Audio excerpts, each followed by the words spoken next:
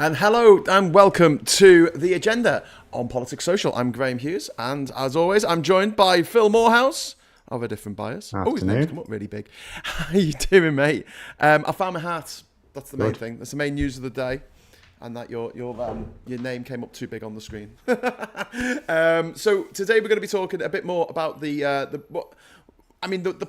political news this week has been Tories making dickheads of themselves, Kemi Badenoch saying some really, really obnoxious things about autistic people, and then both going on, both Generic and Kemi Badenoch going on GB News. Yes. Then you know they're going to get a hard time. You know, it's like where Generic actually insulted the audience. Yes. Not while he was on it, but afterwards. Yeah.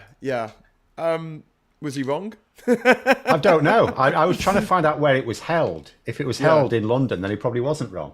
Yeah.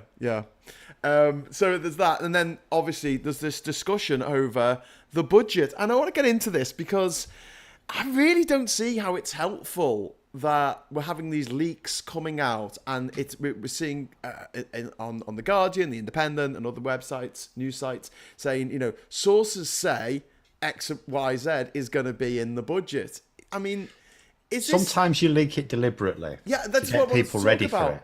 Like, so they're doing this on purpose. Maybe some will, some won't. There's multiple reasons why anyone would leak anything that may or may not be being discussed. So the Chancellor, or potentially Darren Jones, the First Secretary of the Treasury, may well authorise a leak because they either want to just gauge public or media reception to an idea, or because they want to get people ready for it, or in some cases just to calm people down. Maybe, you know, people were fearing that they were going to do a thing, and just to sort of say, no, that's not what we're thinking about. But then there's the sort of unauthorized leak, which might be on behalf of someone who doesn't like the way an internal conversation's going and tries to get public opinion, tries to sort of, you know, they're at the table going, oh no, I think this would be a really bad idea, and everyone's going, no, it's a great idea. So they think, oh, I'll leak it to the papers, then it'll all, you know, there'll be a huge public backlash, and then they'll realize I'm right. So it could be that. So there's several reasons why it might be leaked, authorized or unauthorized. Obviously, there should never be any such thing as an unauthorized leak. Well, no, obviously. But do you think this is helping Labour in any way? The way that, I mean, we talked before about the budget being super late. Like, this is not normal for a new government to come in and make us wait this long for the budget, is it? But it is also, I mean, I've said this before, there's two factors here. One is the quicker you bring it out, the less you can do. So if they'd have brought it out a month later, or realistically September, it would have been basically the Tory budget with a few tweaks, which is what they usually are. The other thing is, and I genuinely don't know this because absolutely I've seen nobody even discuss it as if it's a thing. This is the first time a new government has come in with the OBR being a thing. Yeah. So the OBR need 10 weeks, they say. Right, okay. So, but hang on, the budgets before this, the OBR was there because that was set up ages ago, wasn't it? The OBR was set up. But it was set up after the last time the government changed. It was set up by David Cameron. Yeah, that's what I mean. It's been set up for. Oh, you mean this is the first? I mean, this is the first time there's been a change of government where the OBR has existed. Okay, I get you now. And therefore, they have to do an analysis of it. So if you say to them, to the OBR, I'm doing a budget next month, they'll go, "Are you? Well, we ain't got time to do anything then. We haven't got time to do our analysis," they will say. Or maybe they wouldn't. Maybe they would just say, well, you can't do much in that, so that's fine. We'll just work with you. I have no idea. No one's actually bothered to address that point. But the $3 billion in savings across all the departments of government, this rumour, is go on, sorry. So the $3 billion, you're referring to the DWP? Yeah. So that's, just to be clear as well, that's $3 billion over 4 years, right, of savings. We do not know. Well, we sort of, in terms of, again, these leaks, we sort of do know where it's coming from, but we don't know exactly how it's being implemented. Do you mean, we know where the leaks are coming from, or we know where the I don't know. I know where the $3 billion is coming from. Yeah, the cuts are supposed to be from sickness benefits. Yeah. Now, there's a charitable and an uncharitable interpretation of that, and probably the truth will be somewhere in the middle. The uncharitable view is you're going to make it harder for people to access sickness benefits, which is a Yes. very Tory idea of get off your arse, you malingering pain in the neck. Yes. That's the uncharitable view. The charitable view is that Labour, because it's over 4 years, and it's 3 billion over 4 years, that they're going, well, we're going to be putting these things in place and improving healthcare and stuff like that. So we reckon that over the next 4 years, the number of people who will not need to claim it can amount to. Yeah, but they haven't. I mean, no, they haven't said that. That's being really issue. charitable, and they and again, That's what I mean. I The think reality is probably somewhere in the middle. I think this just comes back to Labour comms. I mean, like, bloody hell, Phil. Like, it is so frustrating. It's like watching a movie and just going, oh my God, I could do such a better job with the same story, same actors, same set, same costumes, everything. Yes. I'm watching this going, I know people who would make such a better job of this.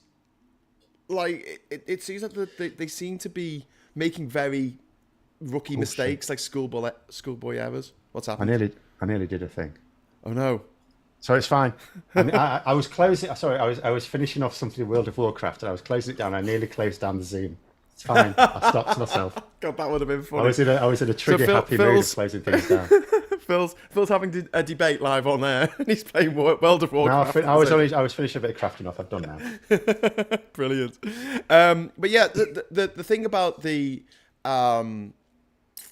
cuts to sickness benefits. Yeah. I mean, that is freaking people out, and I just don't understand why you would do this. You just why even leak that a few weeks before and give people anxiety? Who they might be off work with freaking anxiety, and you're just gonna make it worse. Just don't say anything until the budget comes out. There was, for sure. Because the problem, what you ought to do at the very least, I mean, there was uncertainty anyway. Even without these leaks, there was uncertainty. Yeah. And what you absolutely have to do with people whose behaviour can change according to what may or may not happen, you have to give them assurances. Like we've got Darren Jones today assuring investors that they've got is what he calls guardrails on them, because Rachel Reeves is planning on borrowing for investment. And anything to do with borrowing, it has the risk of creating a Liz Truss style meltdown in the markets, because it doesn't matter that you'll say, you'll say, well, Liz Truss wanted to borrow for tax cuts, whereas, well, it's fine to borrow for investment. And yes, it is. But nonetheless, people who invest in the pound, what all they're bothered about is, when these gilts mature, are you going to get what the government promised to pay you? Yeah. And if you think that it's all right saying you're investing, but what's the return going to be? Is it going to be enough to pay for the borrowing? And if they think not, or they're not convinced it will, they will, they're not doing it to make a political stance or anything. They're just going to shift their investments. But what that does is it crashes the pound. So Rachel Reeves can't afford to that. So Darren Jones is going out of his way. A truss. So truss has become an adjective to describe a situation in which you do something that triggers the markets. And this is the thing. Like I was talking about it triggering anxiety amongst people who are on sickness benefits, for instance, but also these leaks and sort of, we didn't do this and we're going to do that, and the numbers that are coming out, it's going to cause anxiety in the markets as well. Like, surely they should just be running a really tight ship on this, and they should be united in what they say about the budget and what's coming. And if they're asked on it directly, they need to be able to say either, here's definitely what we're going to do, or, and don't be vague about it, or just shut it down and say, we're not going to talk about this until after. No, they have to leak stuff. They have to leak stuff. Okay, explain this, because I don't really get why they have to leak stuff. So, first of all, you do have to leak stuff to gauge reaction before you commit yourself. As soon as Rachel Reeves announces that budget, if she's miscalculated, it's too late to do anything. I mentioned this morning when we were talking about what's the use of concerning ourselves with what might be in the budget, and I'm like, well, if people kick off about it and say we're not going to stand for this, it gives us a bit of time. Because they can always scrub that out and pretend it was never going to happen because it was based on a leak. The other reason is exactly what we've been talking about over the last couple of weeks as well. If you do not feed the media something to talk about, they'll talk about what they want to talk about. We've actually had, in terms of Labour comms, we can tell that getting rid of Sue Gray has not solved problems, because something that has now happened that's after Sue Gray is, so the Tory press are now saying it's, if you put it in this context, person who contributes a lot of money to the UK economy is targeted by terrorists and the Met Police provide a police escort for them. That's perfectly normal. No, Phil. What really happened was that she rang up the Prime Minister of the United Kingdom and said, "Hey, would you like to come to my gig?" And he's like, "Oh yeah, I'd love to come to your gig." And she said, "Well, I want police protection then, or you can't come to my gig," because that's something that would actually happen in real life. Yeah. So, but they've made this non-story a story, which shows that Labour is still no good at like shutting these things down. So it weren't too graceful.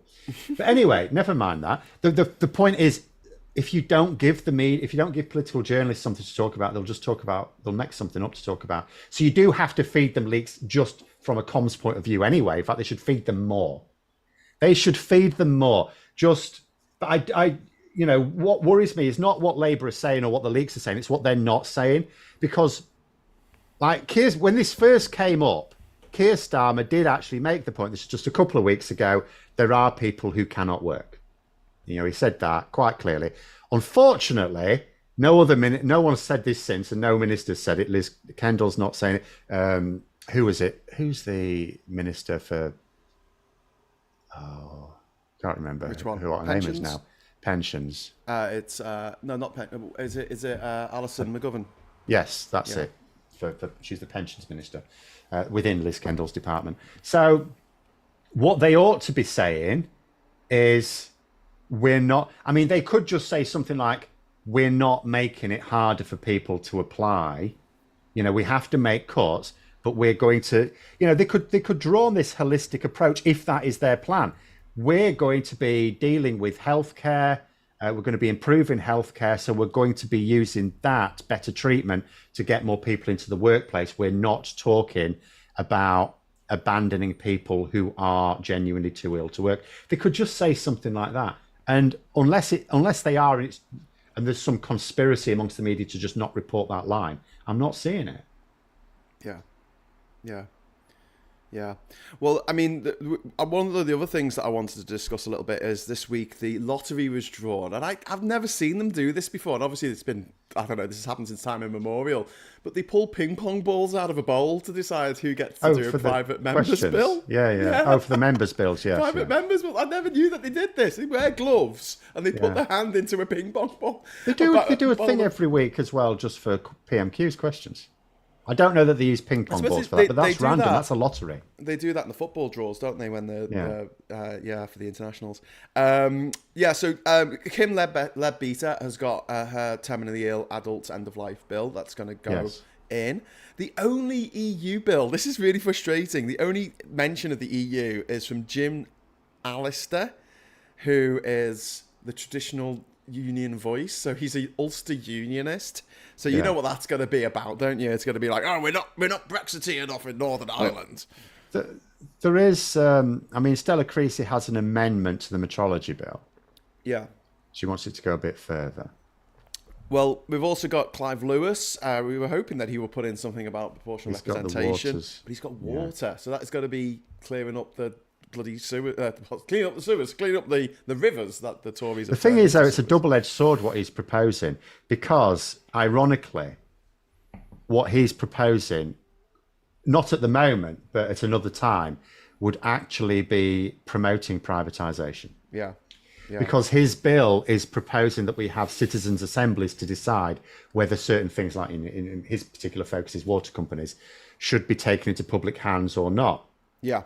So, because at the moment, obviously the public are looking at, privatisation having clearly failed and going, well, it should be in public hands. But probably, I was quite young at the time, but probably at the time when these things were in public hands and Thatcher was privatising them, if you'd have asked the same people, should have been saying, oh, well, this isn't working very well. Because everyone will always say that a public service isn't working well. At any time, they'll always say that.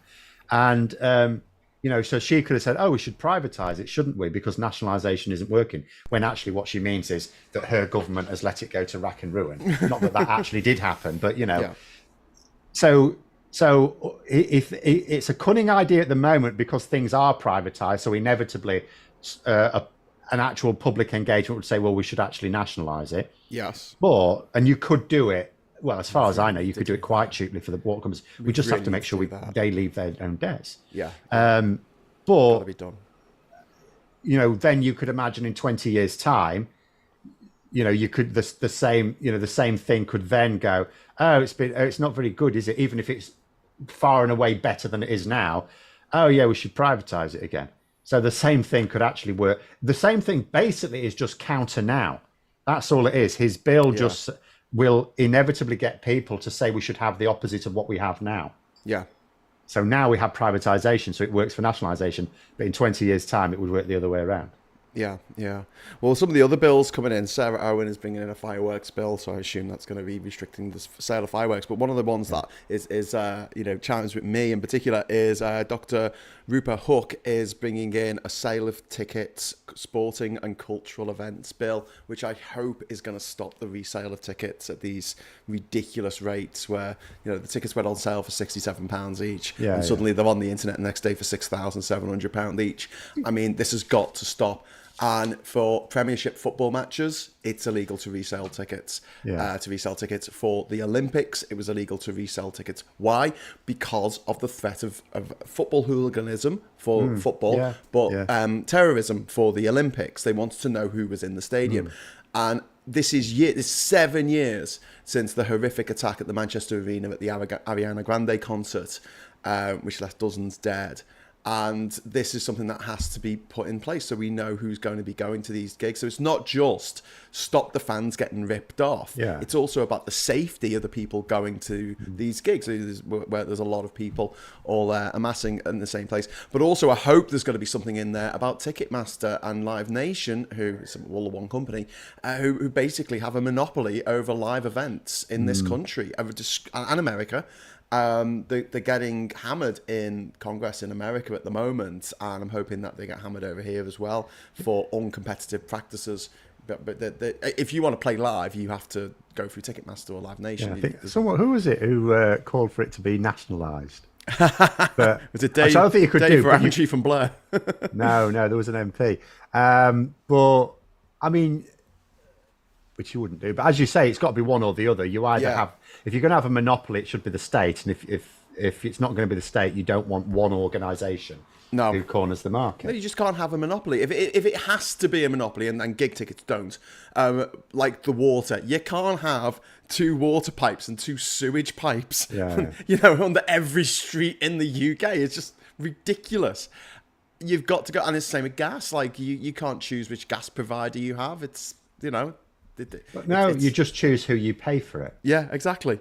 But there's one gas pipe. Yeah. Well, it's the same to some extent with the old phone lines. It's changed now because everyone's gone to mobile. But when it was phone lines, it was OpenReach, which was BT. So they were renting, these private companies are renting the lines. They still are for broadband. Well, that's right. I keep saying it's like there's 2 types of internet provider in this country. There's a fibre provider, and then there's BT. If you don't have fibre, but you think you have a different company than BT, it's like, no, it's BT. Well, OpenReach was broken. It's separated from BT, but it's BT, isn't it? Yeah, probably the same shareholder. But that's what you've got. You haven't got if you're with Talk, whoever I don't know who some of the other providers are, Sky, or even like Sky. Talk, Vodafone. It's BT.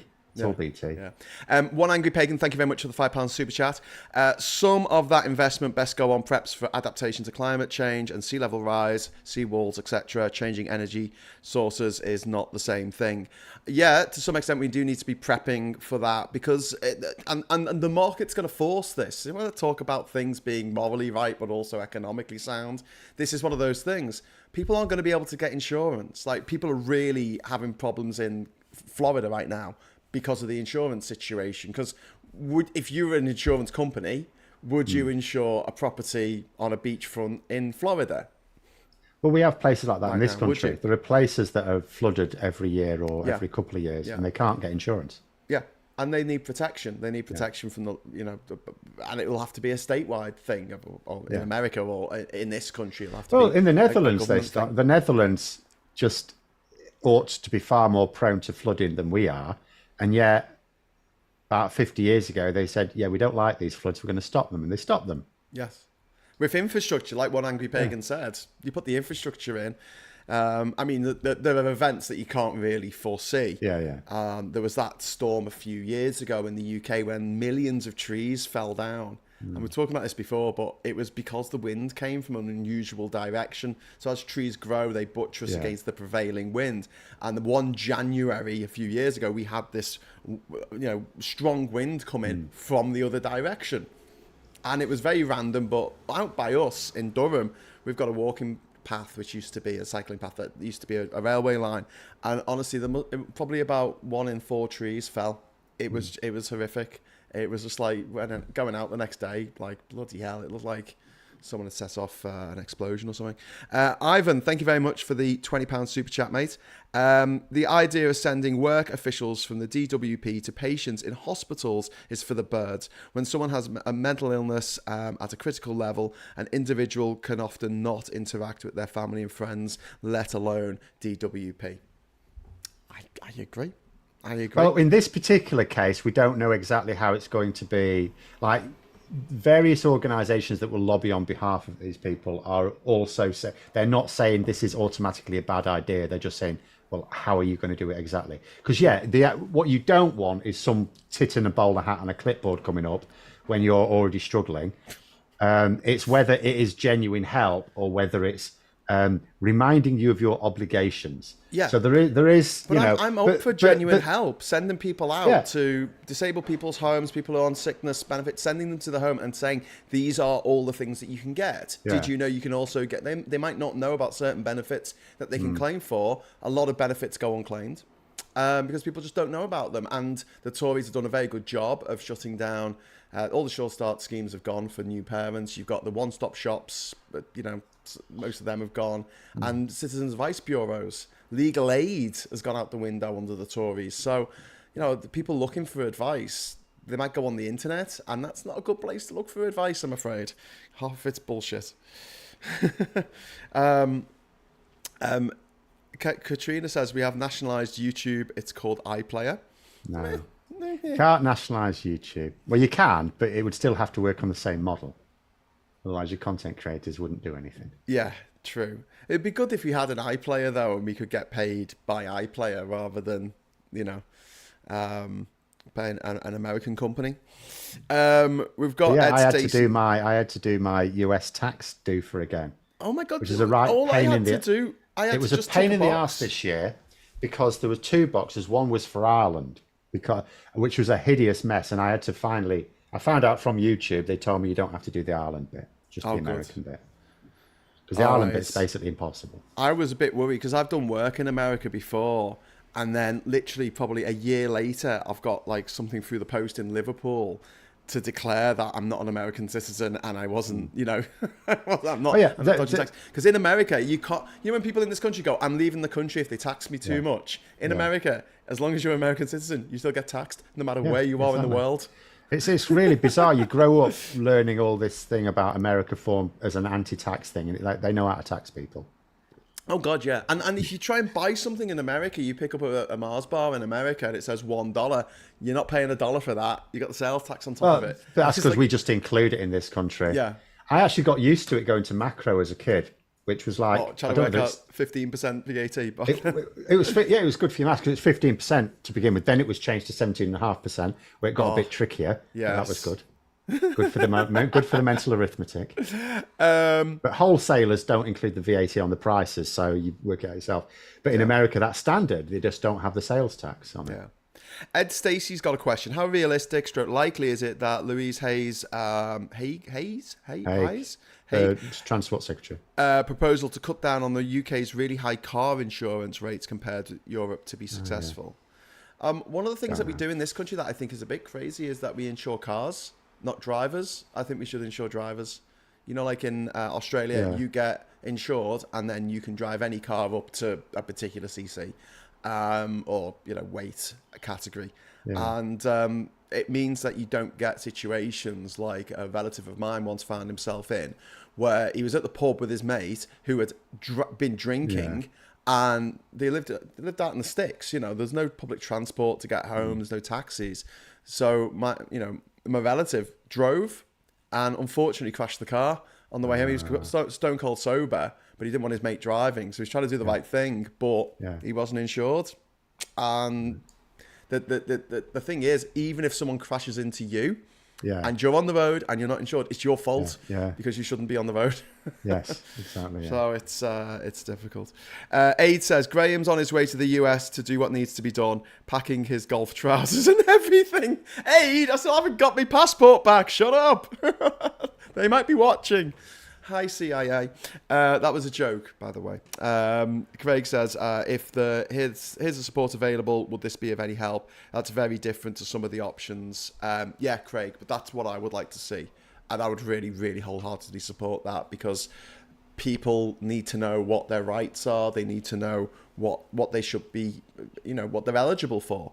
And if, they just read the Mail, they're going to be reading about someone who's got these benefits.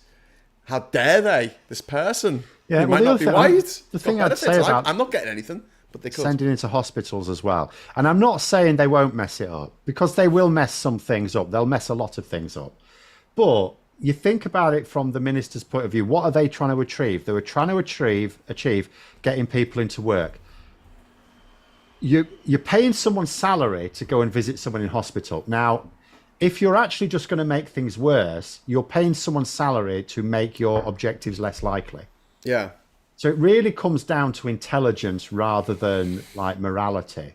Yeah. You're trying to achieve something practical, and you're not, so it almost needs to be, there will need to be some like, what are you usefully going to do when you do these hospital visits? Because otherwise you're just spending money on making the situation worse if you do it wrong. Yeah, yeah. Just because One Angry Pagan often mentions about the environment, I just wanted to go back to one of these private members' bills that's been selected. So the one from Dr. Ros Savage is a bill to require the United Kingdom to achieve climate and nature targets, to give the Secretary of State a duty to implement a strategy to achieve those targets, to establish a climate and nature assembly, to advise the Secretary of State in creating that strategy, to give duties to the Committee on Climate Change and the Joint Nature Conservation Committee regarding the strategy and targets and for connected purposes. That sounds good to me. Yeah, and then the Clive Lewis one for water. Yeah, bill set to set targets and objectives relating to water, including in relation to the ownership of water companies and to climate mitigation and adaptation. Going back to what One Angry Pagan was saying there about infrastructure. And to require the Secretary of State to publish and implement a strategy for achieving those targets. Blah, blah, blah. So that looks good to me. I'll have a look at the European thing. The Jim Allister from the traditional unionist voice is saying a bill to make provision to modify the effect on domestic law of arrangements relating to the withdrawal of the United Kingdom from the EU and for connected purposes. That's kind of open-ended, isn't it? Yeah, it doesn't matter. It's not. I mean, private members' bills mostly go nowhere. The government does. The government will support. You need government support if they're going to actually make it onto the statute books. They'll support it generally. You need two criteria to be met. One, MPs have to sort of privately back it in large numbers. Yeah.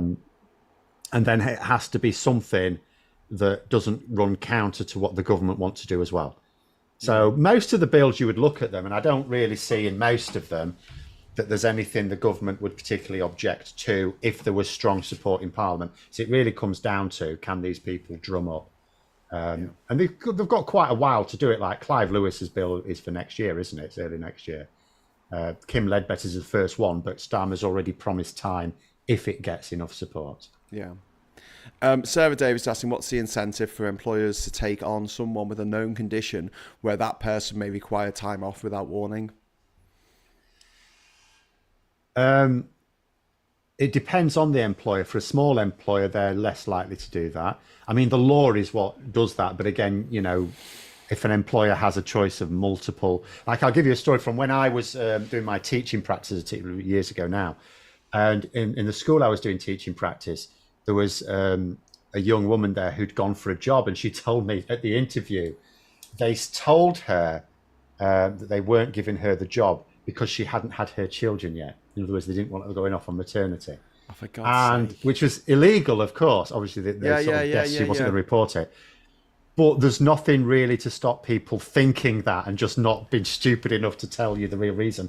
If they've got, but it's one of those things. If you can find evidence that is the reason you didn't get a job, then the law would stop that because that'd be discrimination. But yeah, there's not a lot to stop employers thinking it. Yeah. But there are. I mean, employers of large companies are much less likely to think of that because at the end of the day, if you've impressed them, they want you working there. The fact that you may have to take time off, they will accept because you are the person they want working for you.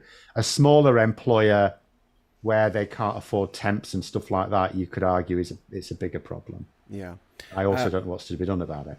We've got I think that you shouldn't employ men because they're more likely to embezzle than women. They are, They probably are. I'm sure they are. Yeah, statistically more likely to steal from the company.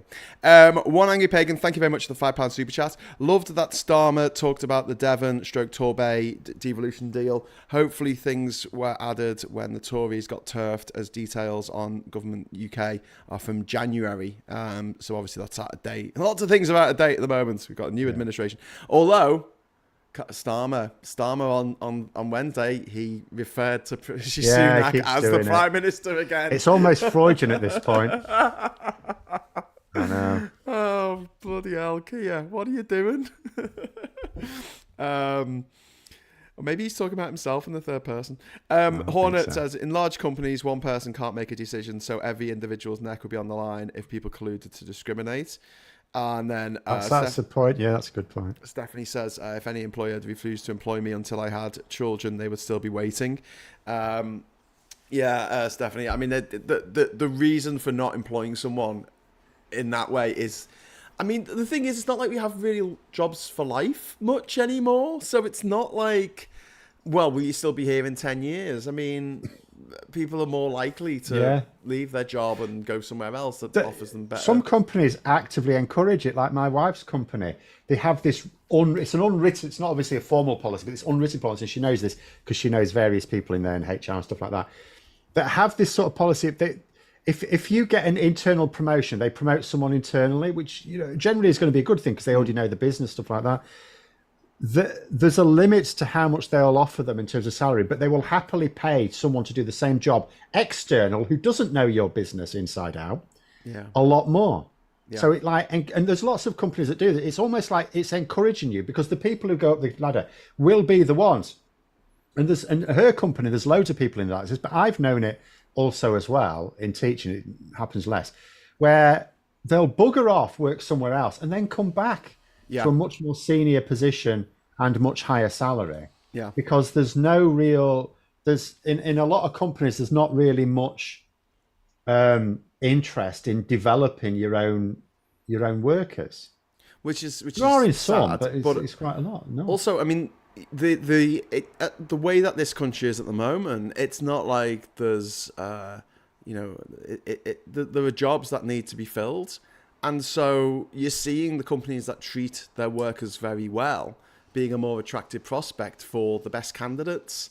And this is nothing new, treat your employees well and they'll do a better job. They'll be more productive. The happier your employees are, the more money you'll make. Again, it makes moral sense, but it also makes economic sense to keep people sweet. If they want to go to a 4-day week where they condense their hours and take every other Friday off, fine. That's the sort of thing that should be up for negotiation. If you've got kids to drop off, have flexible working hours. This is where actually smaller companies do tend to do better, because in a large company, it goes back to that comment someone made there.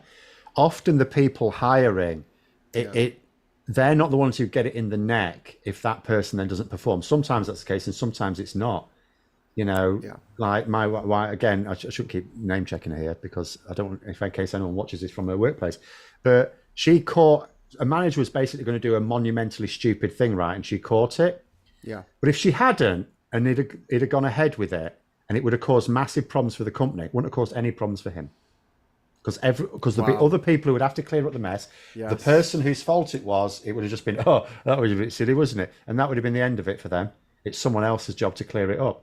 So in a large company, you do get a lot of this as well. So, on the one hand, it's good because you are less focused on, is this person going to need time off for this, that, or the other? But at the same time, you're also less invested on, are they going to do a really good job? And in the small company, it's sort of the other way around. Yeah. Well, There's the another big problem with big companies is people get promoted to get rid of them out of the department because it's hard. It's quite hard to sack someone for no reason, and you can't make them redundant if the position exists. Yeah, the position exists, and so the way they get them out of the department is they promote them. So in these really big companies, and sometimes when we talk about, I don't know, like ICI or Kodak or one of these big companies that's gone tits up in recent years, and you're like, what happened? There's probably shit floats, incompetent people annoyed everyone so much that they just ended up. You also end up. You have the Peter principle, don't you? Where so quite often what happens. This happens as much as in teaching as it does in the corporate world. So someone's doing a job, and let's say they're doing that job really well. So then they get a promotion on the back of the fact they're doing this job really well. But the promotion's for a job that's not the same thing, different skill set. Yeah. And maybe they do that really well, but you get to a point where you end up being promoted and then you can't do the job, and that's like the Peter principle. And it happens that you end up getting promoted. Like it's effectively you get promoted to a position of where you are incompetent because you're getting promoted on the basis of a perception, which may be true, of you doing a really good job in your previous post, but now the promotion by necessity has a different skill set. Yeah, it's a different job, whether it's into management or from junior management to middle or senior management. It's a different skill set, and you aren't proven in those skills. You've proved yourself competent in other skills, and that was good enough to get you the promotion. Yeah. Well, I mean, it's one of those things in life. I know humanity, humans. It's messy. Nothing's perfect, but we can put things in place to make things better and less stressful for people. I feel. Someone asked where my hat was. So embarrassingly enough, it was in my bag. It was in my backpack, but it was in the bit of my backpack where I normally only keep my laptop. So when I checked my bag this morning, I checked the bit where my clothes normally go. I checked the bit where my toiletries normally go. I didn't check where and it was right at the bottom, all scrunched up at the bottom of my backpack. So found it. That was after I walked 10 minutes down the road to the late night fried chicken place where I got some food on the way home last night. I was like, "Did you see me hat?" And I also put in a report on the TFL site to say I'd lost my hat. So I might get someone else's hat. I don't know. We'll see. But I was thinking of getting a new hat anyway. So this has sort of pushed me in that direction before I go away next month. Anyway, GD Bottle says, I went to one place, a busy pub, got laughed at on entering by the person I was there to see. I obviously didn't get the job. Bloody hell, Gene, that's a bit crap. And one angry pagan says refused deployment because of tattoos, lip piercings, etc. and for his faith. I mean, I got dumped from a TV show in America because I've got a funny accent. Which, there was no tribunal to go to on that one, unfortunately. No. Sean says, I was unfairly dismissed. I said I was unhappy with them taking on an alcoholic. I said, if things don't improve, I'll have no choice but to leave. They said, right, that's your notice. I got 6 months' pay. Bloody hell. 6 months is all right, mind you. You can get another job quickly. Yeah. Captain Bottom, we used to promote incompetence upwards out of direct patient contact, so they couldn't hurt anyone anymore. Yeah, there is always that. I've sometimes said that, promote people out of harm's way. Yeah. What sort of hat should Graham get? Maybe if that's... No, I'm going to get another Akubra. It's just going to be a new one because this one's getting a bit tatty. Duke Vengeance, people with mental health conditions are more unlikely to get a job than people who have been to prison. That's quite interesting. Yeah. It can be one and the same thing. Yes. Well, we do tend to put people who have mental health problems in prison. So if someone, for instance, is having a bit of a breakdown and the police are called, instead of taking them to a hospital for them to calm down, they're taken to a police cell where they are stripped naked and basically made sure that given blood tests and all kinds of stuff, quite intrusive, and then they are plonked in a cell for the night. This happens to people who have got mental health problems in this country. Not in Scotland, though. In Scotland, the police work on the assumption that there's a mental health problem first. Oh, wow. Well, I mean, when you're in a situation like that, and I have unfortunately been in situations like that, and I've been saying to the police, do not lock this person up. Like, don't put them in jail because they haven't done anything wrong.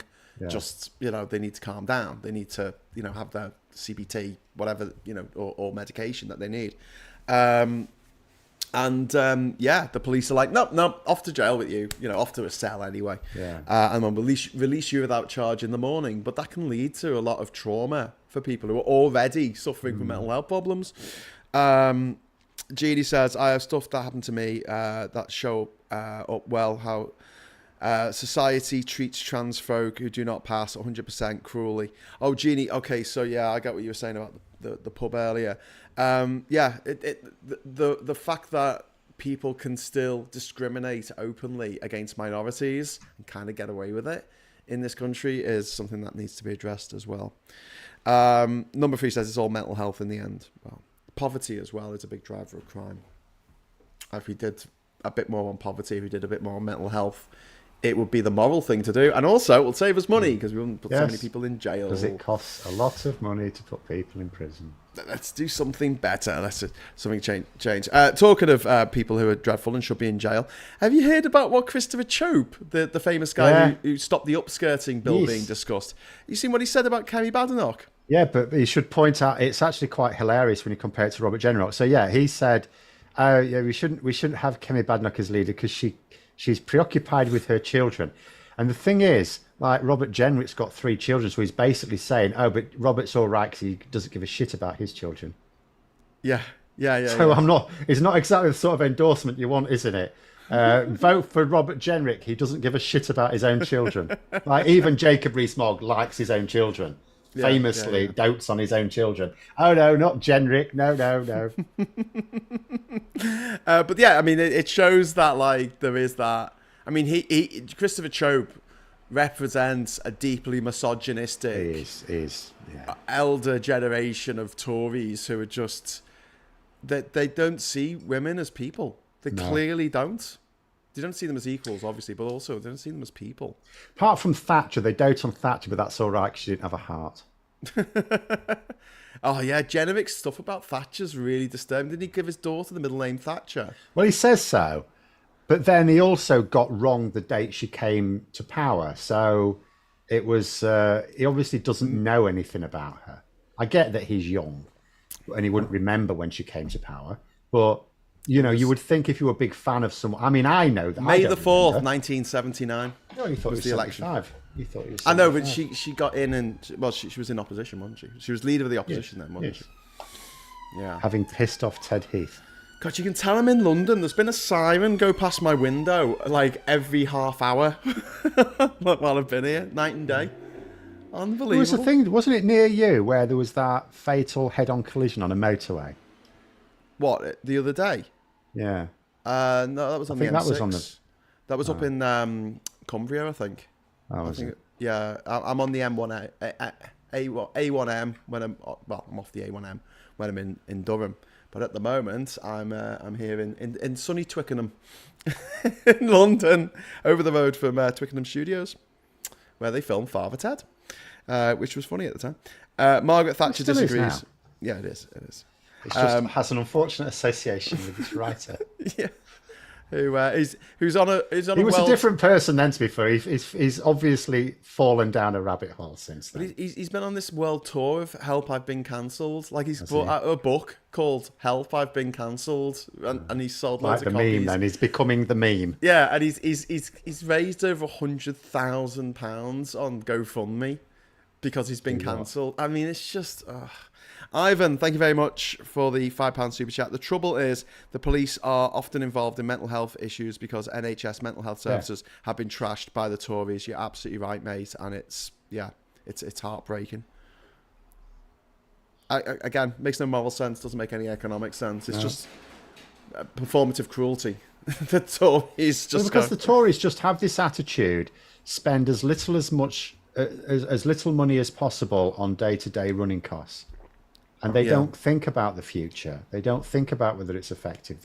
They have this fascination with making public spending as low as possible so they can lower taxes, and then lo and behold, because it doesn't make economic sense, it ends up costing more in other things. They go, your costs keep bloody going up. We have to put up the bastard taxes again. What's going on? Yeah. And they just never wake up from this. Yeah. Alec Barrett there, £5 super chat, thank you very much. Jenrick went out of his way to defend Badenoch and attack Chope with the other children comment. Jenrick actually got really annoyed by it. I mean, he may have been genuinely annoyed, but just he would have to have been anyway, because it paints him in a bad light to have that sort of endorsement. If anything, thanks, but no thanks. It would create a lot of sympathy for Badenoch, and he's trying to... So the annoyance may have been genuine. I'm not going to say it wasn't, but it could just have been thinking, bloody hell, this is giving a boost to Badenoch. Will you shut up, you idiot? Yeah. You are the sort of friend I can do without. Just to go back to the sort of mental health services and the fact that the police are called in these situations, we need to have different services for different situations. I think it's mad that it's the police who come to your door to tell you that someone's died in a car accident or something. Why is it the police? Why isn't it a trained trauma counsellor who can sit with you and go through it and, make sure you're all right, instead of, PC Plod turning up and saying, we regret to inform... It's like a Monty Python sketch, isn't what it? Jenkins, your mother died this morning. The reverse will of this, be at 4. Yeah. The reverse of this happened the other day here. So the police came round, knocked on the door, and they were just doing a survey, just a community survey. Yeah. But my wife thought they were coming to tell us someone had died. Yeah, yeah. Because, why the hell would the police knock on your door unless to arrest you or tell them someone snuffed it? And she always frets whenever anyone she knows is out in the car. She insists they, let her know when they've arrived and stuff like that, because she frets all the time about these things. So police turning up scared the shit out of her. Yeah, yeah. Well, I mean, this is saying mental health and well-being is a very difficult thing to get treatment for, and the waiting lists are ridiculous. Yeah, impossible. Right? But also, I mean, having the sort of the frontline services. I mean, I don't think that the police should be at football matches. I think they should be investigating crimes. I don't think the police should be pulling people over on the road. I think that should be a special unit that just traffic cops, but they don't need to be able to do all the that's true. Yeah, I do have these Swiss Army knife cops. I think it's a kind of one size fits all. What are we doing today? Actually, we're looking at cars. It's quite interesting, isn't it? Investigating the murder. When you've got the scandal over physician associates in the NHS, and the problem there is not that they exist, but that people are thinking they're doctors, or they're doing the job of doctors instead of what is within their own training. But the idea of having people who are trained for a specific role where there's a general need for that role, that is a good one. We had it my first real practical experience of doing this sort of thing was at a school I worked at a long time ago, and I went in there, and the head of science made a point of telling me they didn't have heads of year there, because they said we're paying teachers, qualified teachers, to not teach and check ties. So what they had instead is they had people sort of paid. It was a bit above the teaching assistant wage, I think. It was a crap job, if I'm honest with you. But they dealt with the pastoral. They were basically there to offer pastoral care. In reality, it was deal with the shit kids. But nonetheless, you had people who weren't qualified teachers. You can't call them shit kids. You're a teacher. You can't say that. I'm not talking about ones who had issues or emotion. I'm talking about proper. Do you know, one time I went into school and I was told that half of my year 8 class was in the police cells. Half of the class? Half my class 15 was kids? No, this was the bottom set. You don't have 30 kids in the bottom set year 8. Jesus Christ, you'd need a cattle prod, and you're not allowed those. But nonetheless, it was still about half a dozen kids. I was told, they won't be with you this morning. They had a bad night last night. They're in the police cells. Oh my God! So it was a rough area, as you may imagine. I should never have been anywhere near it, but nonetheless, so this school, it had, rather than having heads of year, having teachers do pastoral stuff, which is not directly within their training, and then you're not getting them in the classroom, which is what they're trained for. They had people to do who were basically sort of people who might be TAs. But you had a pastoral unit, but they didn't get paid as much as teachers. Right. And it was a horrible job, to be honest. It was a horrible job, but nonetheless, it's efficient. Doing that, and you can have the same sort of thing as you say. It's a very good idea if you're going to have, if a police force is going to have patrols, and at some place at some time, at all times, at some places they're going to have someone who just sits there with the speed camera. Yeah, you don't need to be a fully qualified police officer to do that. You're not arresting anyone. You're just recording things. Yeah. You don't chase after them with the blues and twos. You just record it, and someone will send them a letter later to say, you've been speeding. You're going to pay a fine now. Well, I mean, you got the special assistant people, haven't you, in the police force who help hobby out. Bobbies. Hobby bobbies. The police can. Hobby bobbies. It's meant affectionately. Community support officer, aren't they? But yeah, I mean, that lean into that definitely, and if people, I just think that it is a bit of a crazy thing that like it would be like having to learn all subjects in order to teach in a secondary school instead of just focusing on one subject that you did as your degree and go, okay, I'm going to teach physics, I'm going to teach maths or English or whatever. It is a bit crazy to go on there. You've got to learn about geography, and you're going, but I'm a physics teacher, why would I need to know about geography? Yeah, but just in case you ever need to... Anyway, so yeah, just to go back onto the budget before we go. There's been a thing that's popped up on the Guardian feed here saying Britain's plan to boost the economy through sustained innovation have been thrown into doubt amid fears that research funding will suffer deep cuts following the government's budget at the end of the month. So my question is, like, why? What if they are leaking this stuff? And obviously that'll be lobbying. Because they can't. That'll be a result of a lobby group. So the other thing that happens, so you will get leaks from the Treasury, but you will also have lobby groups who want more funding for their particular thing. Right. Who will be going, oh, if you don't give us this funding, or if you cut this funding, it'll be absolutely... And obviously cutting funding to anything, will mean that the outcomes won't be as good. I mean, that's obvious. You can't, claim otherwise. But that's what that will be. I've not read that myself, but, as you say, it's just come up. But I will guarantee that is the result. That'll be a lobby group saying, oh, this would be an absolute disaster. All of their plans to drive innovation will be completely knackered if in fact, we actually needed a 150% funding boost, you'll find. Yeah. Because everyone, money, throwing money at something doesn't always fix everything. You have some reforms and stuff like that. But do you know what? Money helps. Well, this has come from the Campaign for Science and Engineering. It's been signed by the Wellcome Trust, Cancer Research UK, and the Russell Group of Universities. Yeah. So, I mean, saying it's lobby groups. We need to have more money. Don't take our money away. But at the same time, it's like it is a bit of a mad system, isn't it, that we have it set up this way where they can't announce anything officially because you've got to tell Parliament first. Yes, that's fine. That's right. You should have to tell Parliament first. So instead, we have these leaks. We have people saying this is what's going to be. That's because Rachel Reeves cannot afford a Truss Part 2 because that's it. That's it. She was gone. Starmer would be gone. That would be it. The whole thing would be knackered. So they have to be, and the only way. And so that's what you have to do. You have to sort of be able to hit in a way that allows you, if it is a bad move, to go, okay, we will know. I don't know where that leak came from. We were never actually serious about it. Because there are lots of things that'll be reported on that are never seriously thought anyway. Because now remember, ministers don't do it. It's the civil servants who really do things. The ministers just tell them what their parameters are and go away with ideas. So they will come up with all sorts of mad ideas. Yeah. That will be instantly thrown in the bin as soon as they're mentioned in a meeting. And if a news reporter gets hold of it and they want to report on it, they will. You see it all the time. Oh, the government are considering doing this mad shit thing. And what they actually mean is, no, an official just came up. They were told to come up with all the possible ways you could implement a thing. Yeah. This was one of them, but it was clearly, just one that was going to be instantly dismissed. But what would you do? I mean, this is a bit of a big question to ask 5 minutes before we wrap up. But before I do ask this question, Ivan Ambrose, thank you very much for the £5 super chat.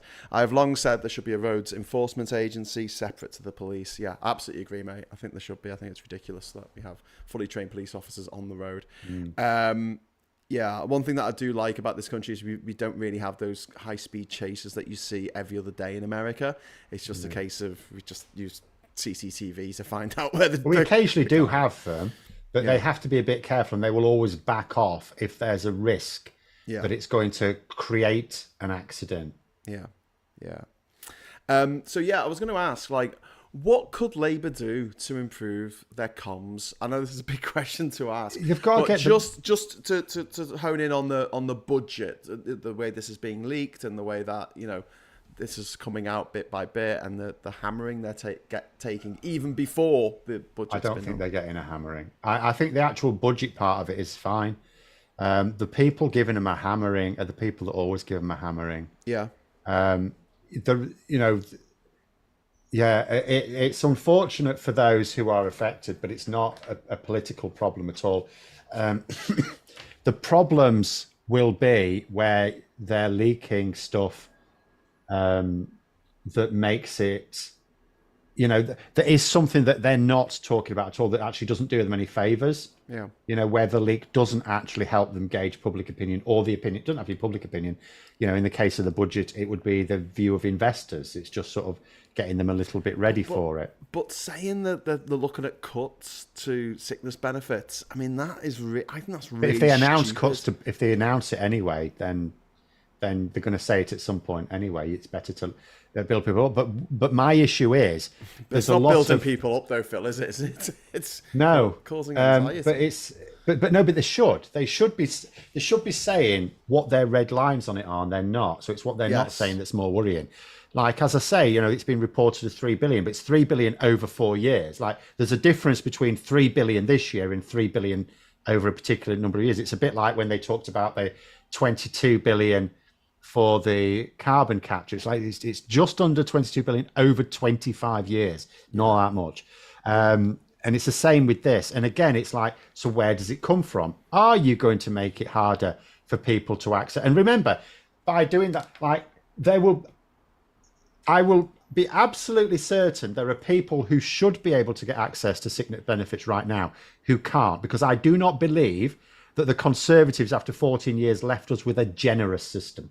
No. So if you're talking about making it even harder than the Tories did to access sickness benefits, it's like, so what you're doing now is you're proposing a policy that will inevitably lead to deaths. Yeah. But it could equally be that they're going, no, because of other things we're doing, we just think that the number of people who will need to claim sickness benefits under the current system will be reduced over the next 4 years, and we think it will come to a saving of about £3 billion. It could be that, or it could be somewhere in between. But the fact that they're not giving assurances to people that, no, we are not taking away your sickness benefits if you need them, is a worry. But it also makes no sense. Like, it's false economy to take money away from something, like, because then they're never going to get back into work if they don't have the support they need, are they? Yeah. No, I mean, this is the thing. I'm yet to meet a human being who does not want to do anything with their lives. There are some, but I would say apparently, I just haven't met them. I have. There are so few of them that it's like, we're always going to have a certain number unemployed anyway. Do you know what? Let them. It's a shit life being unemployed. I hated it. It was horrible. Yeah. If they want to do that, do you know what? I would rather that someone who didn't want to, because if you force them into it, they'll do a shit job in the work anyway. Yes. I would rather we just let them sit on the sofa if that's what they want to do, and then we have that job for someone who wants it. Yeah, and someone who'll make a good job of it. Yeah. I one of the things that always winds me up, because it was used as one of the launch pads for the Nazi party in the 30s in Germany, is this idea of everyone having a job.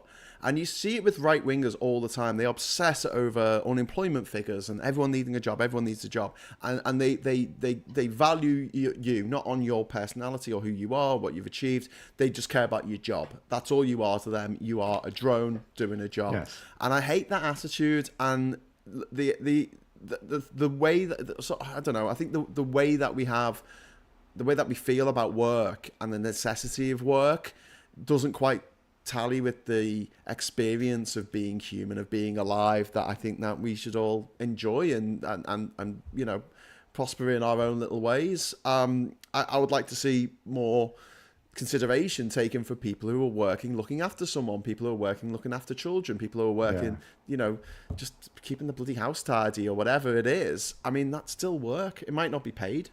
It might be, but they're still working. They're still doing stuff. They're not just sitting on their ass playing PlayStation all day. But yeah, Christopher Bowles is saying work will set you free. You mean, yeah, exactly. The words over the gate at Auschwitz.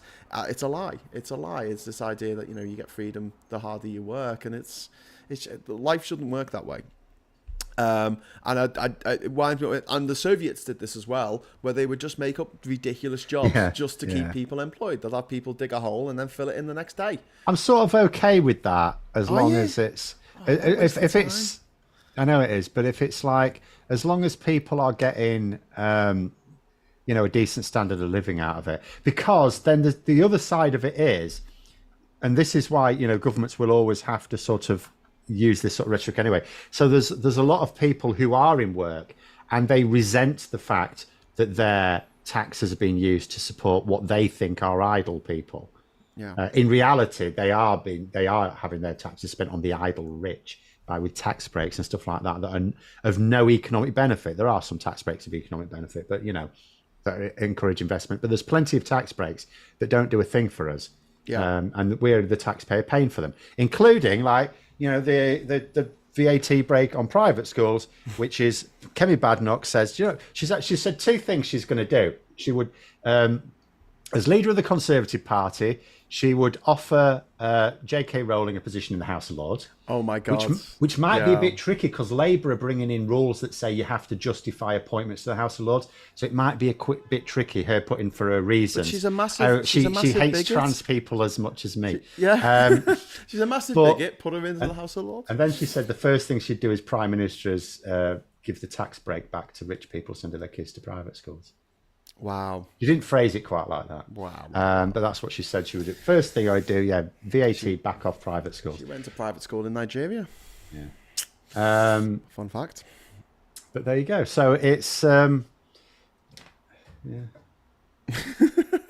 Isn't it mad that, with 10 years ago, if you had told me that a contender for the leadership of the Tory party was going to put J.K. Rowling in the House of Lords, I would have laughed, because at the time we were talking about Brexit, and obviously J.K. Rowling was on our side on that whole issue, and the Tories like Badenoch were, they would have had nothing to do with her, and now she's gone, oh, but actually I'm a massive bigot, and they go, okay, then you can be part of our gang then, and she's like, oh God, what a lonely club, what a lonely place to be.